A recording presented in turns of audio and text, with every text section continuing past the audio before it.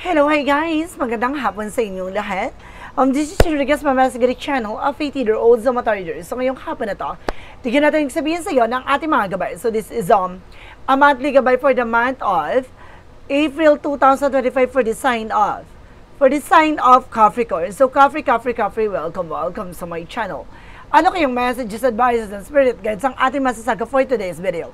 Kanino kayang energy or kaganapan sa buhay ng mga Capricorn ng ating mga hagilap? So guys, this reading is a journey lamang nila at makaka-resonate kung hindi lamang po makaka-relate sa inyo.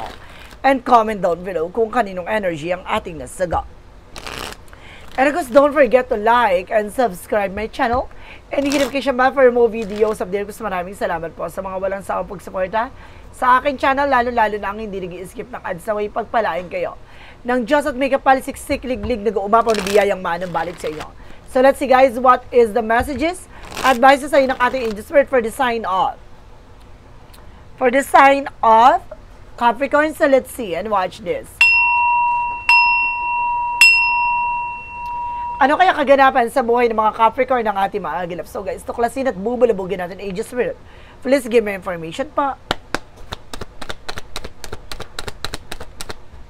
Ano kaya kaganapan sa buhay mo ang ating mga hagilap? Okay, this is something that I have once, for slowly but surely, na kaya kailangan mo maging kalmado. Huwag kang maging padalas-dalas sa mga desisyon na gagawin mo guys ha.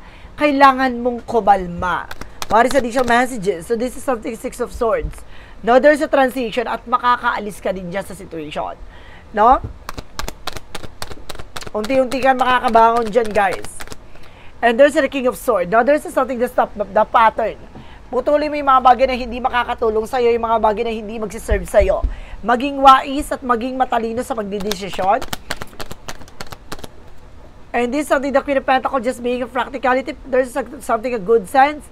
Pagdating sa entrepreneur, no? How to handle your money, how to earn money, and of course, dito pwede ka magnegosyo dito. No, may chance ka magbukas ng negosyo pwede. And of course, there is something Emperor, maturity, maging mature ka sa lahat ng mga bagay gagawin mo.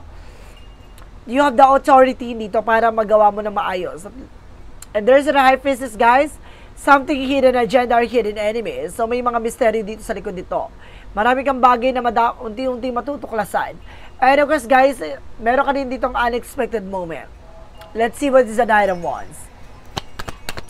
The Knight of Wands represent the King of Wands. A vision, no? Unti-unti mo makikita, no? Yung magiging kalalabasan ng eksena na to. Ibig sabihin, magkakaroon ka ng plan of 5 years, 10 years from now, asan ka na sa situation mo. Kumbaga, may mga changes bang mangyayari sa buhay mo. Ngayon, kumbaga, tinitignan mo na yung kalalabasan or yung mga planong gagawin mo or hakbangin na gagawin mo. What is the 6 of Swords? Represent the Queen of Wands. Confident, no? Lalakasan mo na loob mo, magiging matapang ka na umalis dyan sa sitwasyon na kinagagalawan mo. And the King of Swords, represent with a high five for lesson learned. Natuto ka na, mas naging wais ka na ngayon pagdating sa finances, no? Kumbaga, papangalagaan mo, protection mo na yung mga bagay na pinaghirapan mo. Let's see what is the Queen of Pentacles. There's something magician for manifestation. No? Kumbaga, may mga pangarap ka dito na maaari magbukas ka ng business or negosyo. There's something new business venture coming in for you at maaari matutupad mo talaga to.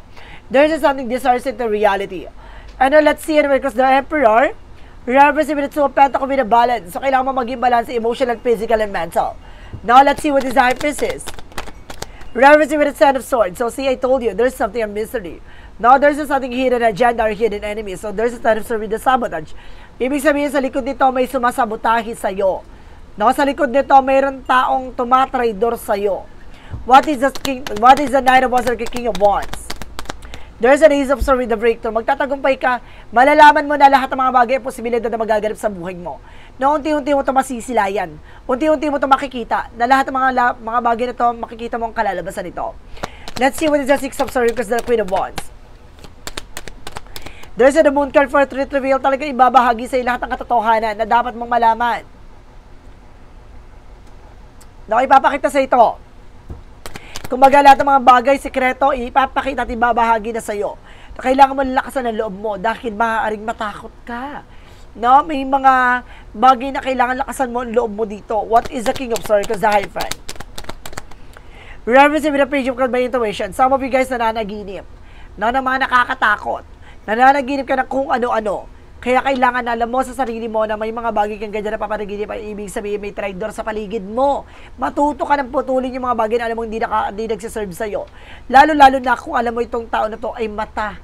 No? May kumbaga mata siya na para makita niya at para masira niya yung mga gusto mong mangyari sa buhay mo. What is the Queen of Pentacles? Ericus the Magician. Reference with the Nine of Wands. So there's something near to success. Magtiyaga ka sa ginagawa mo. Mapagtatagumpayan mo ito. No? Kung gusto mo magbukas ng negosyo, trabaho, hanap buhay mo, gawin mo. What is Emperor? Because that's all Pentacles. There's a Queen of Swords. Clear the boundaries. Linisin mo yung mga bagay na alam mo magsisilbing dumi sa plano mo. Magsisilbing anay sa pangarap mo. So, ibig sabihin ngayon pa lang, alam mo sa sarili mo yung grounds mo. Maging mature ka. And because be assertive on your beliefs, no? Let's see what is the High Priestess because the Ten of Swords. Reference with the Four of Pentacles, protect your power, protect your energy, protection naman yung pangalagaan sa sarili mo. No? Dahil may taong gagawa ng paraan para pabagsakin ka. No? Para mawala sa lahat. What is additional messages for the outcome? There is an Eight of Pentacles, just focus sa trabaho, negosyo, hanap buhay mo, especially sa negosyo mo. Especially sa trabaho mo. And this is is about something, a new project, new plans. No, meron mga bagong plano at bagong proyekto dito. No? Meron dito ako na sensa sa sabotahin. Meron ako sensa engineer na maaaring kumaga masiraan, no? Meron dito na kumaga lolokohin ka dito with a contractual. So let's see. Or something like that. No, parang meron ditong magiging problema. No, let's see. There is something that page wants to be the good news. May magandang balita din naman daw dito. There's something that good just coming in for you. And this is something that I have seen. Nagkakaroon anxiety, sleepless nights. No? And of course, overthinking and being paranoid. Na nag-iisip ka dito, kung ano pumapasok sa utak mo. Let's see what is additional messages for finances and career. There's something that the Two of Cups, a partnership, and the Empress card, something revert. No? Kumaga sa alagaan mo yung sarili mo or mahalin mo yung negosyo mo. Na magkakaroon ka ng bago simula pagdating sa negosyo. May babalik ulit yung sigla ng negosyo mo, and there's the Five of Cups. Some of you guys meron talagang disappointment and regret. No? Kumaga meron dito nagkaroon ng bankruptcy. Meron naman dito bumawi. Meron dito nagsimula ulit. Additional messages pagdating sa love life. There's the Seven of Pentacles, harvest moment. Matagal mo nang hinintay itong umuwi. Matagal mo nang hinintay itong dumating ay darating na. The Chariot card. One more card. And because this is something guys with a Nine of Cups with a wish of payment. Na matutupad talaga yung mga pangarap mo. Na makakasama mo ang tao na to. What is additional messages? Pagdating naman tayo sa health. Sa health mo, there's a Devil card. May gumagawa talaga ng black magic sa'yo dito. And there's something that temperance. Oh, may paalala sa'yo ng ating divine na kailan mo magpagamot. Magpatingin. And this is something the Eight of Swords. Kasi napapalibutan ka ng toxic or negative. Ibig sabihin na sa paligid mo lang gumagawa sa'yo. Let's see. Gusto ko i-clarify. And there's an Eight of Cups. Kailangan mo makawala dyan. Kailangan mo umalis dyan. Ibig sabihin, meron dito pamilyang mangkukulam. Guys, mag-ingat kayo. So let's see guys, now what is additional messages with a Yin and Yang Oracle card? A Yin and Yang Oracle card represent attractions that you are also attracted guys. Inggitin ka. And there's a renewal. Magkakaroon ka ng panibagong pag-asa at panibagong simula dito. And there's a trust the timing. So kailangan mo magtiwala na with the divine timing. And of course, this is something guys with the seeds, no? Kumbaga kung naman yung mga bagay na tinanim mo, anihin mo, or may mga bagay na itinanim sa'yo dito kaya bumabagsak ang negosyo mo. What is the synchronicities represent what? And there's a bravery. Kailangan mo maging matapang, maging malakas, and silence, at maging tahimik sa lahat ng plano na gagawin mo. There's a lot of evil eye. And this is something rebel. Na meron dito nagre-rebelde. Mayroon dito parang nag-hormentado dahil nalaman mo na lahat ng katotohanan. What is the magical prayer messages? Kasi parang hindi na pumapabor sa kanya eh. Ibig sabihin parang umiiwas ka na. Hindi ka na niya ulit nauuto. And there's something walking away. Kailangan mo na umalis dyan at magkaroon ng bagong bahay. Magkakaroon ka ng bagong tahanan dito. What is the Romance Angel for a Mystic Love Oracle deck? Mystic Love Oracle deck represents the grave. Now, there's no second chances, guys, no? Huwag ka nagbibigay ng second chances pagdating dito.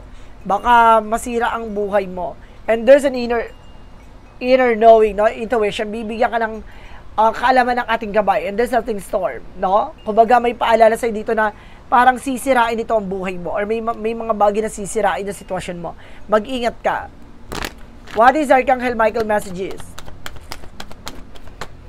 Ibig sabihin na umalis ka dyan sa ginagalawan mo, ha?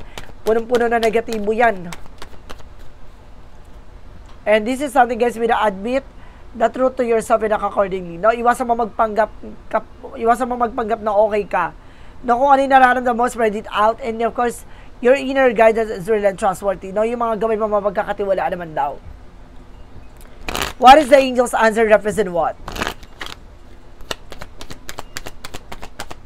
Angel's answer represent with a helpful people. Maraming taong tutulong sa'yo. May mga taong tutulungan ka. And within the next few weeks, sa mga susunod na linggo, magkakaroon ng mga changes sa buhay mo. Ask for help from others. So, kailangan mo talaga ng tulong ng ibang tao, guys. What is the additional messages with an angel spirit? Earth pulsing, no? This is something time to slow down. Kailangan mo maging mahinahon, no? Magdahan-dahan lang. Kapain mo muna. And this is something, guys, with the trust, the timing, no? May mga bagay talaga na hindi pa napapanahon. Kailangan mo lang unti-untiin. Na makakalaya ka rin dyan. What is the Romance Angel represent what? This could be the one. Maaring siya na yan. And this is something attraction that you are attracted to anyone. Alam nyo, guys, malakas ang atake mo dito. Malakas ang sex appeal mo. What is the chakra messages?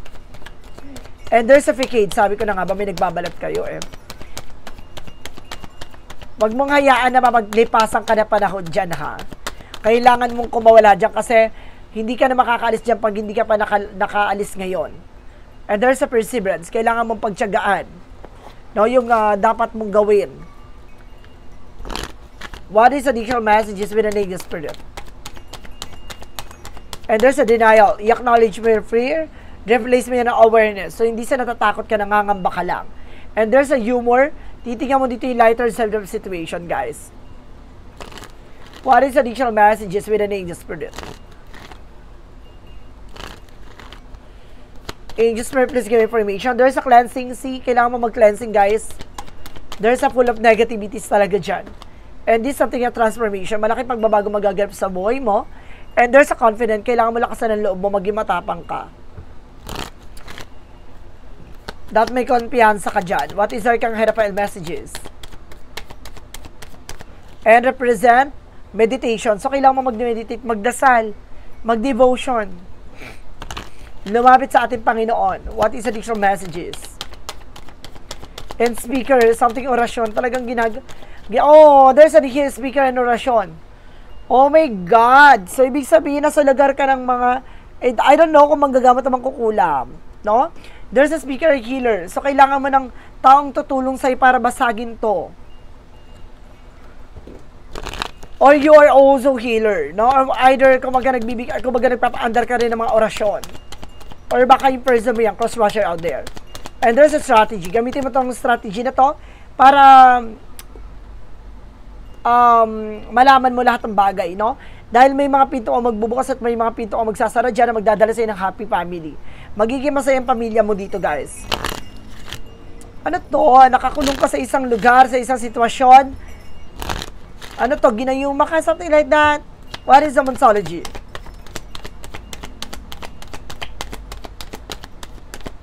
Na you are good enough. Sapat ka naman daw eh, no?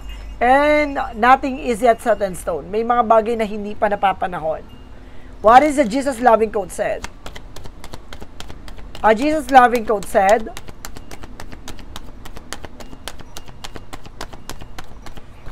given shall be given to you. See? Ibigay mo at ipagkakalob sa iyo yung mga bagay na karapat dapat para sa iyo. I-surrender mo sa ating Panginoon. With an angel's number represent what? Angels number represent what? 0440, the gut feeling. Tama ka nararamdaman, tama ka ng hinala. Follow your gut. It's more than just a feeling. Be real with the people and focus on a meaningful relationship. Remember, you also must bring value in the table. Treat others with respect or else karma will bite your ass. So, tama yung nararamdaman mo.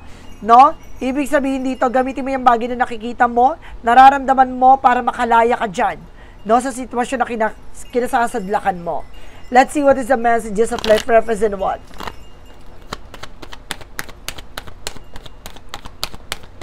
Strength card. So, kailangan mo ng confident, no? Kailangan mo lakasan ang loob mo. Lakasan mo ang pakiramdam mo. So, say, I maintain control my emotion. I rise above self-doubt. I affirm my own power and stand strong in my unshakable faith. Today, I know that I have the strength to overcome anything I encounter. I find my courage in the truth, holding tight to the force of love. I interpret over fear. So, kailangan mo labanan at takot at pangamba mo. Alisin mo yung kaduwagan mo dyan. Kailangan mo maging matapang, maging malakas. No, sa lahat ng mga pagiging pinagdadaanan mo, lalo-lalo na ngayon, na kailangan mo makatakas sa punong-puno na negatibo dyan sa paligid mo. No? Dahil hindi ka mag-grow dyan. No, kailangan makalaya at makaalis ka dyan para sa ikabubuti at ikauunlad mo. So guys, this is a monthly gabay for the month of April 2025 for the sign of Capricorn. So, Capri, maraming salamat for this wonderful reading. So, once again, this reading is a reading lamang nila at makaka-resonate. Kunin lamang po ang makaka-relate sa inyo and comment down below kung kaninong energy ang ating nasagap. And because don't forget to like and subscribe my channel and hit the notification bell for more videos update. Maraming salamat po. Sa mga walang sawang pag-suporta sa aking channel, lalo-lalo na ang hindi nag-i-skip ng ads, away pagpalain kayo ng Diyos at may kapal, siksik, liglig, nag-uumawa na biyayang manong balik sa inyo at maraming salamat and see you the next video. Bye-bye and babush!